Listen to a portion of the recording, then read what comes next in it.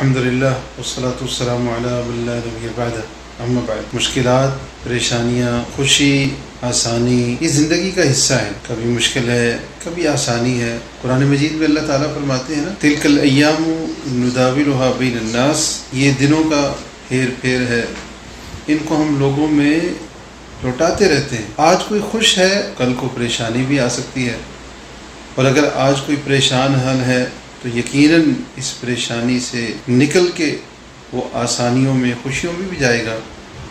اللہ رب العالمین کے ایک نبی یونس علیہ السلام بہت مشکل میں پھنس کے، بڑی پریشانی آئی، سمندر ہے اور مچھلی کے پیٹ کے اندر ہے، اپنے رب کو پکارتے ہیں اور کہتے ہیں لا الہ الا انت سبحانک انی کنت من الظالمین۔ جب وہ یہ پکار لگاتے ہیں، کیا مطلب ہے اس کا؟ اللہ تیرے علاوہ کوئی عبادت کے لائق نہیں ہے، تو پاک ہے، یقیناً میں ہی ظلم کرنے والوں میں سے ہوں۔ اللہ تعالیٰ فرماتے ہیں ہمارے بندے نے جب ہمیں پکارا اور یہ الفاظ کہے، اللہ تعالیٰ فرماتے ہیں کہ ہم نے اس کو نجات، وَكَذَلِكَ نُنْجِي الْمُسْلِمِينَ، اور اسی طرح ہم مسلمانوں کو بھی نجات دیتے ہیں۔ تو آپ مشکل میں ہیں، پریشانی میں، اس مشکل پریشانی کو دور کرنے والی ذات اللہ کی ہے۔